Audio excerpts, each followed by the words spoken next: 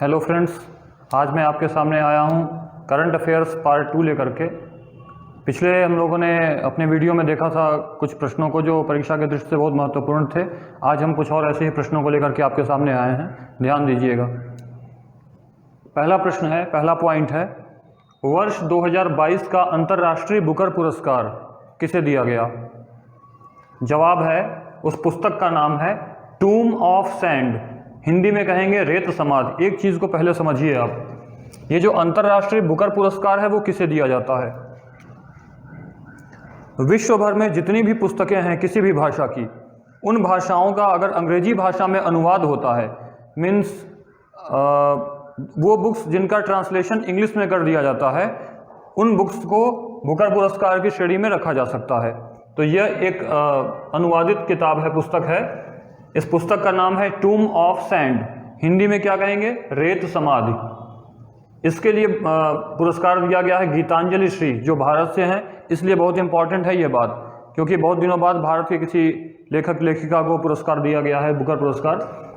गीतांजलि श्री भारत से व Daisy Rockwell America, संयुक्त रूप से इन लोगों को पुरस्कार दिया जा रहा है। इस बार का वर्ष 2022 का अंतर्राष्ट्रीय बुकर पुरस्कार, पुस्तक का नाम है टूम ऑफ सैंड। टूम का मतलब होता है कब्र, समाधि, TOMB टूम, रेत समाधि। तो किसे दिया गया? गीतांजलि श्री भारत व डेजी रॉकवेल अमेरिका। ठीक है, अब आगे बढ़ते हैं दूसरे प्रश्न पर, दूसरे पॉइंट पे।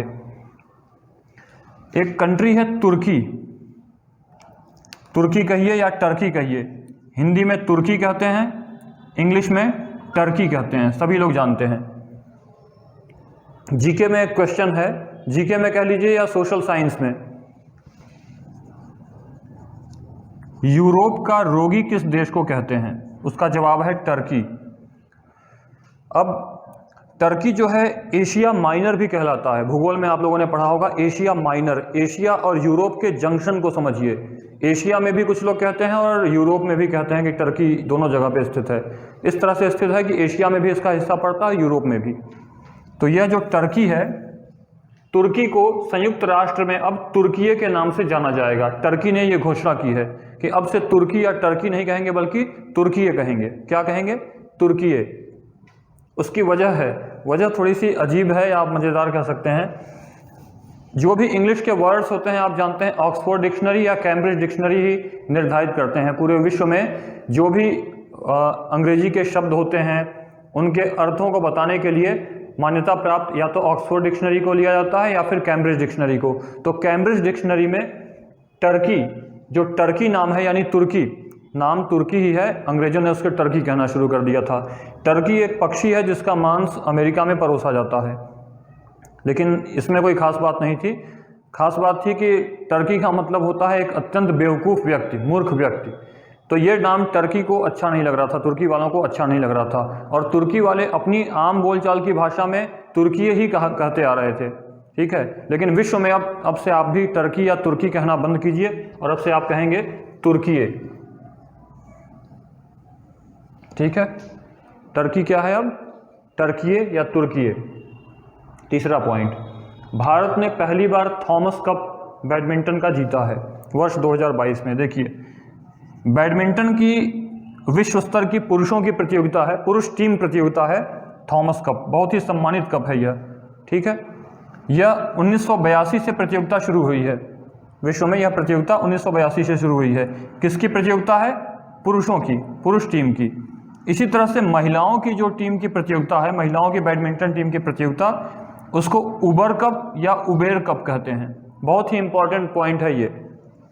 पुरुषों की बैडमिंटन प्रतियोगिता थॉमस कप, महिलाओं की बैडमिंटन प्रतियोगिता उबेर कप या उबर कप। तो यहाँ पुरुषों की बात हो रही है। जब से यह टूर्नामेंट शुरू हुआ है, तब से वर्ष 2022 में पहली बार इंडिया ने यह टूर्नामेंट जीता है। तो हमारे लिए गौरव की बात है, भारत ने पहली बार थॉमस कप बैडमिंटन का जीता वर्ष 2022 में। मेजबानी कौन कर रहा था? बैंकॉक, थाईलैंड की राजधानी बैंकॉक। भारत इंडोनेशिया से 3-0 से जीता। ठीक है, ध्यान दीजिएगा,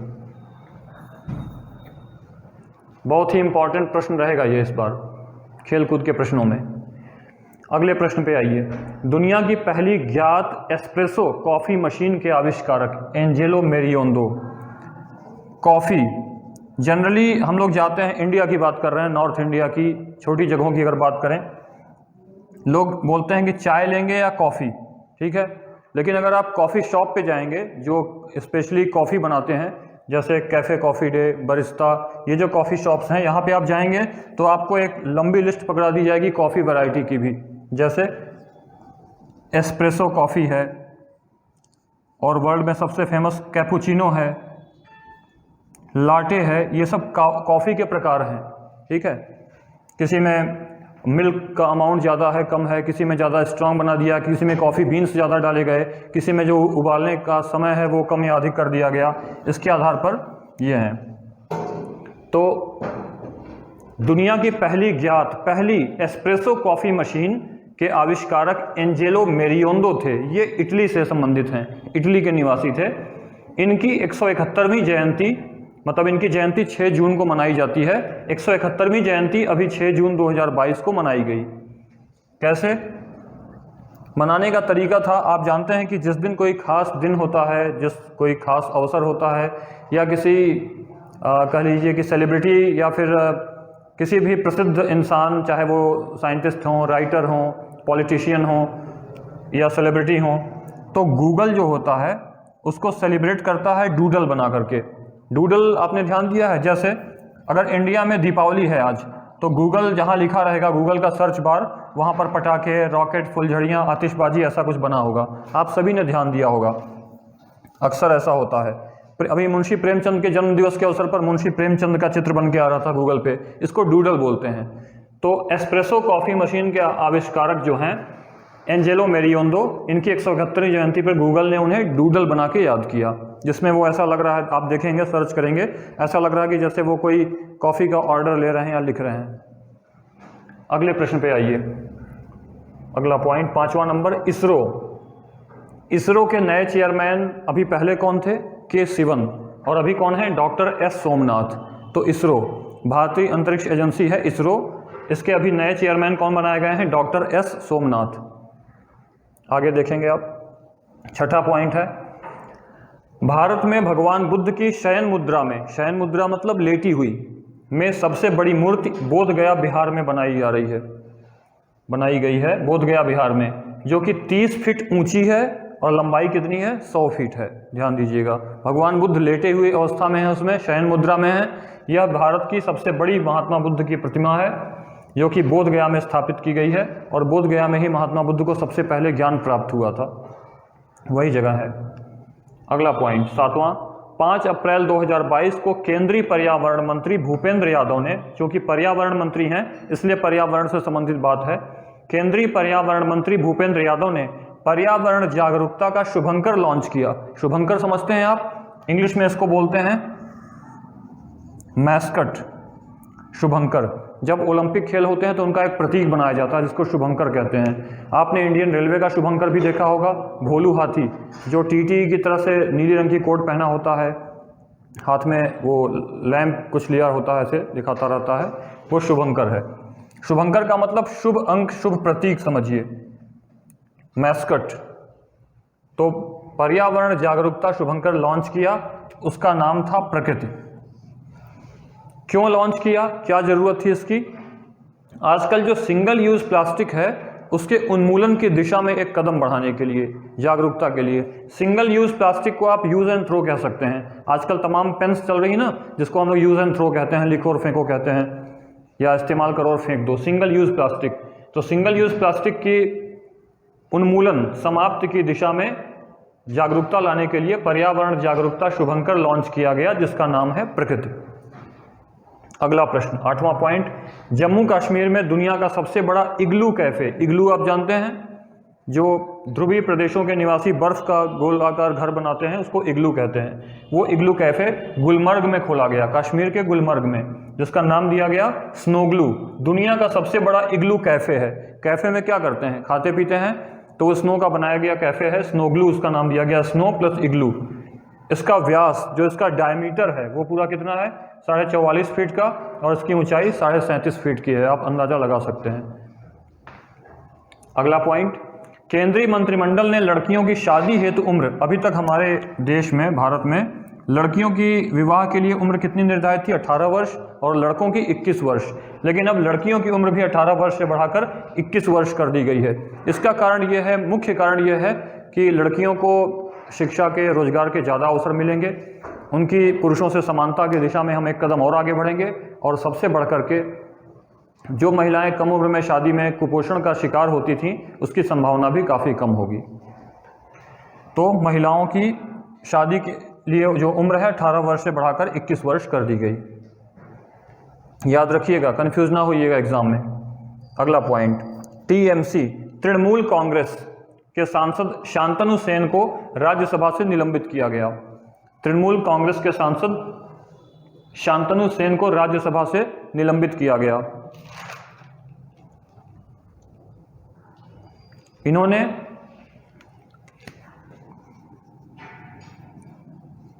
अश्विनी वैष्णव, एक सांसद हैं दूसरी पार्टी के, अश्विनी वैष्णव, जब ये राज्यसभा में बोल रहे थे, अपना भाषण दे रहे थे, तो शांतनु सेन जी ने इनके हाथों से कागजात छीन लिए। तो इस पर नाराज होकर के इनको राज्यसभा से निलंबित कर दिया गया। ध्यान देंगे, राज्यसभा से निलंबित होने वाले सांसद शांतनु सेन, किस पार्टी के? टीएमसी, तृणमूल कांग्रेस। अगला पॉइंट, आजकल कोविड वैक्सीन की काफ़ी चर्चा है, अब तो कुछ कम हो गई है, लेकिन अभी पिछले दिनों में, पिछले वर्षों में कोविड वैक्सीन लगाने की बातें चल रही थी। किसी ने कोवैक्सीन लगवाई, किसी ने कोविशील्ड लगवाई, इस तरह की ये इंडिया में प्रचलित वैक्सीन थी। इसके अलावा रशिया की भी एक वैक्सीन है, तमाम देशों की अपनी अपनी वैक्सीन्स भी हैं। लेकिन कनाडा में पौधे से निर्मित पहली कोविड वैक्सीन बनाई गई, जिस वैक्सीन का नाम है मेडिकागो।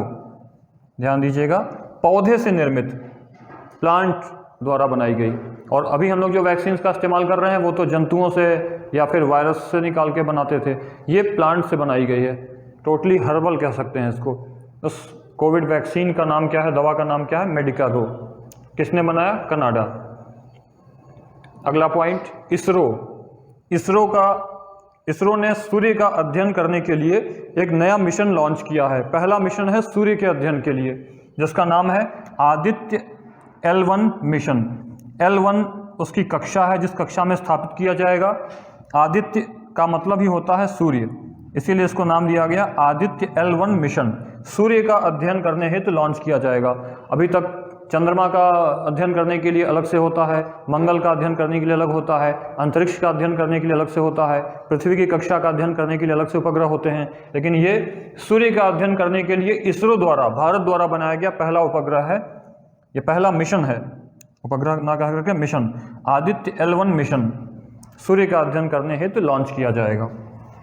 तो आप इन 12 प्रश्नों को देख सकते हैं, ध्यान से लिख सकते हैं, या इसका स्क्रीनशॉट भी लेकर के रख सकते हैं। अब इसके बाद हम आपसे जल्द ही मिलेंगे अपने नए वीडियो में। धन्यवाद। स्क्रीनशॉट ले सकते हैं आप।